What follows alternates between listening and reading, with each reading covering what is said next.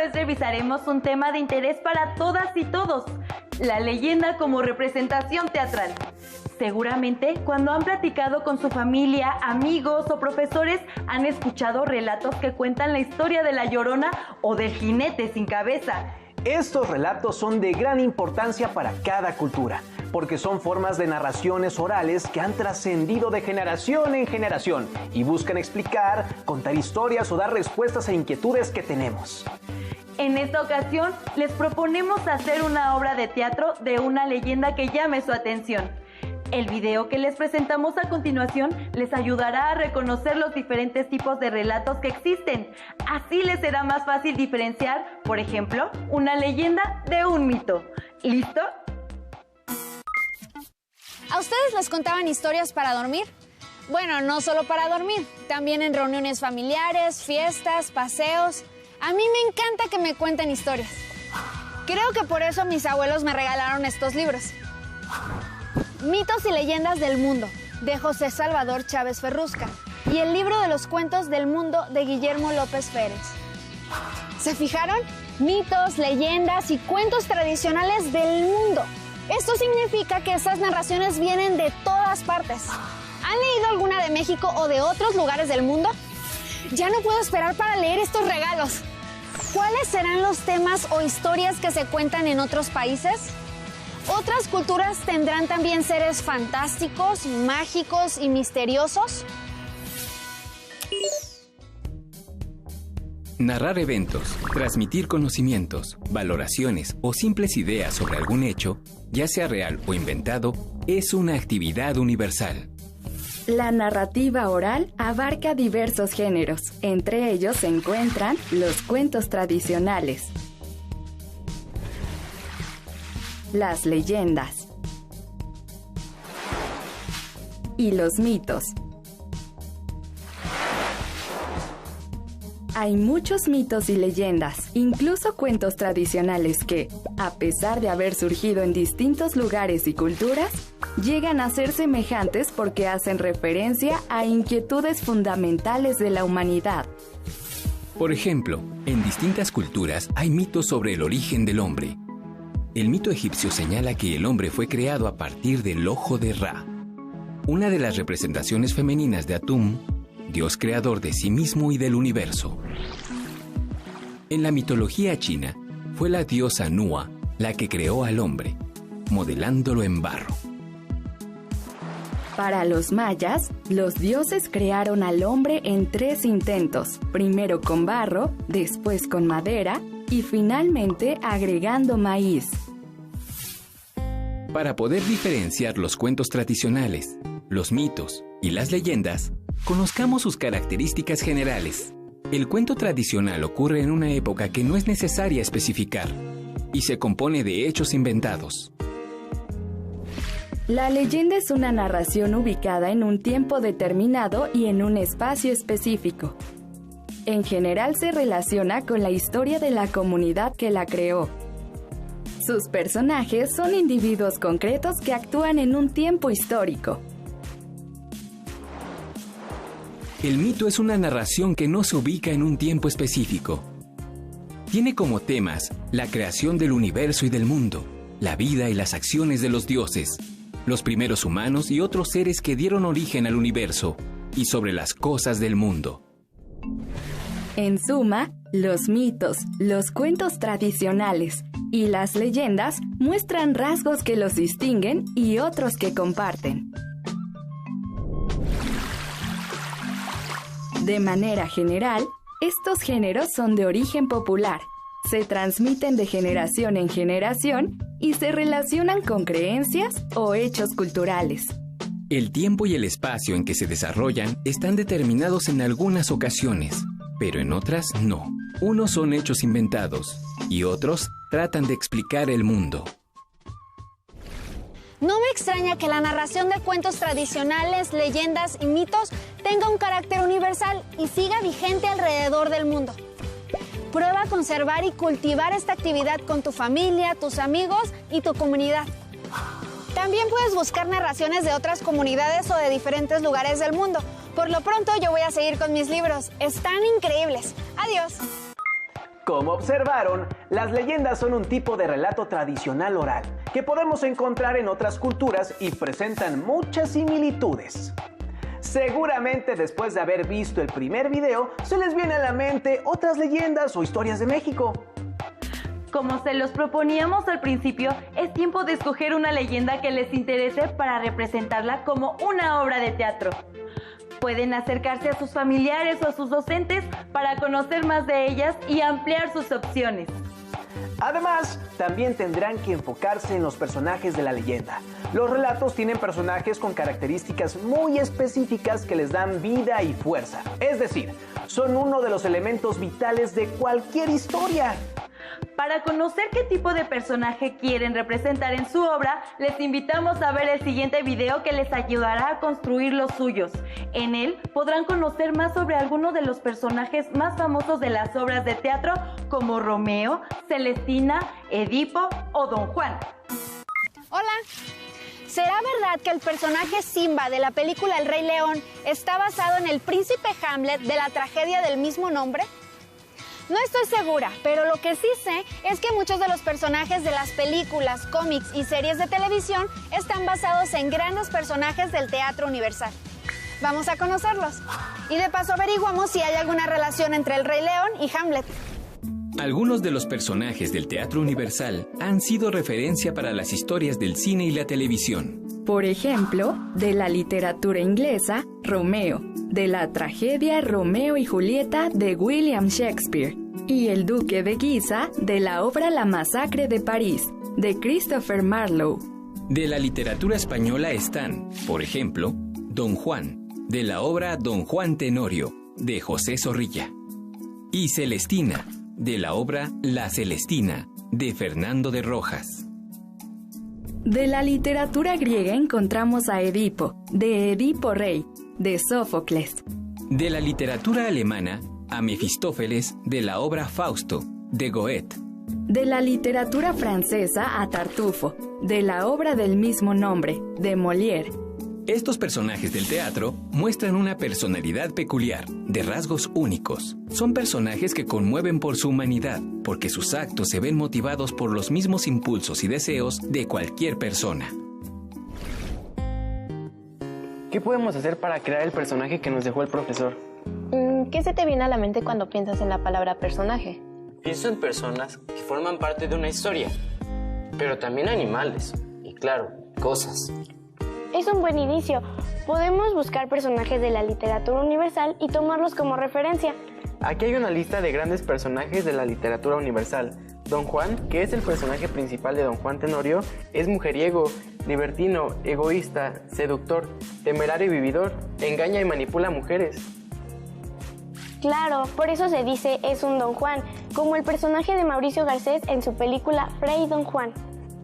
Celestina es el personaje principal de la Celestina. Es vieja, humilde, astuta y traidora. Con engaños logra que Melibea corresponda al amor de Calisto. De hecho, el mayordomo de Mauricio Garcés se parece a la Celestina, porque siempre lo ayuda a que consiga sus conquistas. Romeo es el personaje principal de Romeo y Julieta. Es hijo único de la familia Montesco. Joven, guapo y leal a dos pasiones, la amistad y el amor romántico. A veces se dice, él es su Romeo o tiene su Romeo, o sea, su enamorado. Romeo y Julieta representan el ideal del amor imposible y eterno. Hace poco vi la película mexicana Amarte duele, que está basada en el amor imposible de Romeo y Julieta. Otro personaje es Mefistófeles, de la obra de Fausto, que encarna al diablo. Es frío y calculador. Hay infinidad de Mefistófeles en los programas y películas, como Los ricos de nosotros los pobres o el mismísimo Scar del Rey León. Estos personajes representan el bien y el mal, presentes en cada uno de nosotros, las tinieblas y la luz, dualidad presente en todos los seres humanos. También está Tartufo, protagonista de la obra con el mismo nombre. Es falso devoto, cómico y torpe. Representa la hipocresía y falsedad humana. Una vez vi una película con mi mamá, se llamaba Match Point. Uno de sus personajes es una especie de tartufo, porque logra engañar a toda una familia con sus encantos. Ahora, de todos estos personajes, ¿cuáles nos inspiran a crear un nuevo personaje? ¿Saben? También podríamos hacer alguna mezcla interesante de todos los personajes. Me parece una gran idea. Ahora que conocen a algunos personajes del Teatro Universal, ¿qué se les ocurre para construir sus personajes? Por cierto, Simba de la película El Rey León tiene algunos rasgos del príncipe Hamlet y las historias son muy parecidas. Adiós. Ahora tienen más elementos para poder construir sus personajes y hacerlos inolvidables. Recuerden que en ellos se representan las características de la humanidad y también pueden inspirarse en aquello que ven a su alrededor.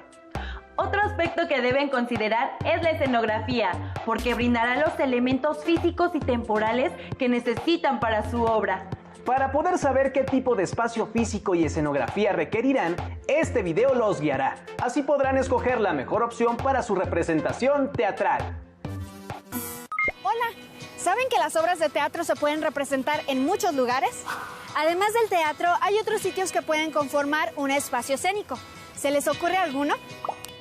Para presentar La Llorona, me imagino que el bosque de Chapultepec sería un buen lugar. Aunque también puede ser en el jardín de la escuela. O en el auditorio. Y habría que pensar en la escenografía, el vestuario, las luces, la música y el sonido. Tantas cosas. Oigan, ¿cómo vamos a hacer el ambiente tenebroso? Podemos hacer un bosque en tinieblas de cartón. Necesitamos conseguir cartones muy grandes y pintura. Sí, ¿alguien sabe dibujar? También tenemos que pensar en nuestro presupuesto. O quizá es más práctico que el bosque esté representado con luces verdes. Suena bien. Podríamos conseguir un técnico de iluminación. Entonces, ¿cuál es nuestro presupuesto? Todo eso suena muy bien, pero mejor investigamos.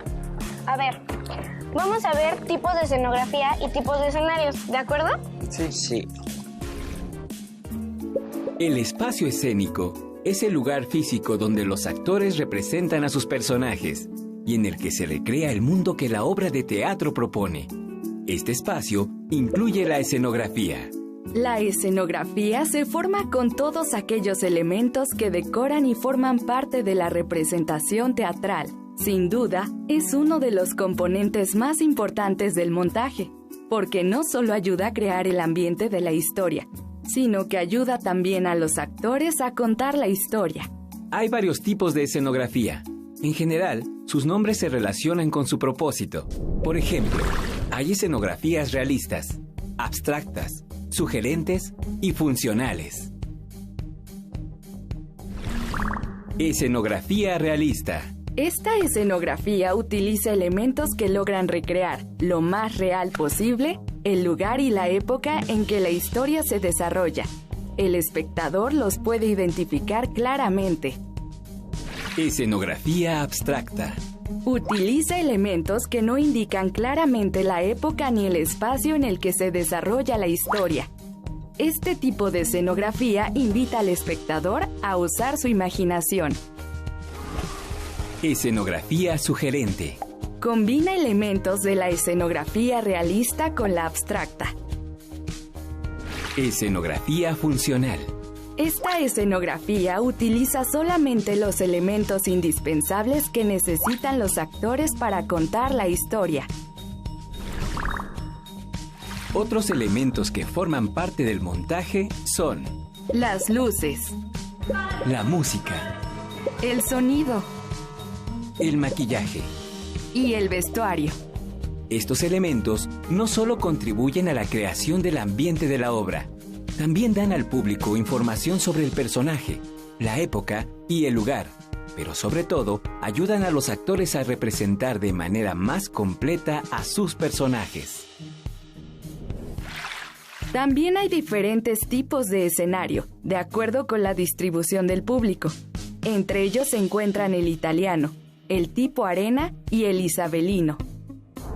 En el escenario italiano, el público se sitúa frente al escenario, el cual puede o no contar con un proscenio, es decir, con la parte frontal del escenario, que no queda oculta por el telón. En el escenario tipo arena, el público rodea el escenario, el cual puede ser de forma cuadrada o circular. En el escenario isabelino, el público se sitúa a la derecha, al frente y a la izquierda del escenario. El desafío en la construcción de un espacio escénico surge por lo común en lugares que no son propiamente un teatro. Por ejemplo, cuando se requiere presentar una obra en plazas públicas, en el patio de la escuela o en espacios naturales. El éxito en la construcción de escenografías en este tipo de espacios dependerá muchas veces del ingenio y la creatividad para resolver las necesidades que la obra demanda. Reutilizar materiales como cajas de cartón, papeles, retazos de tela, así como emplear útiles de uso cotidiano en la escuela, como lápices, crayones y plumones. Es una buena manera de incorporar algunos elementos al montaje, si no es que todos. Claro, podemos representar la obra en un escenario real. Necesitamos un ambiente tenebroso. Sí.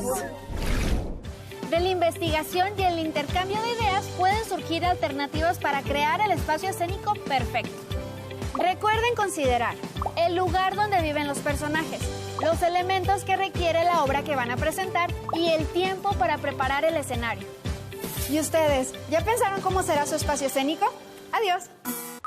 Como pudieron darse cuenta, el espacio escénico y la escenografía ayudan a construir el ambiente que requieren, ya sea tenebroso, amoroso o cálido.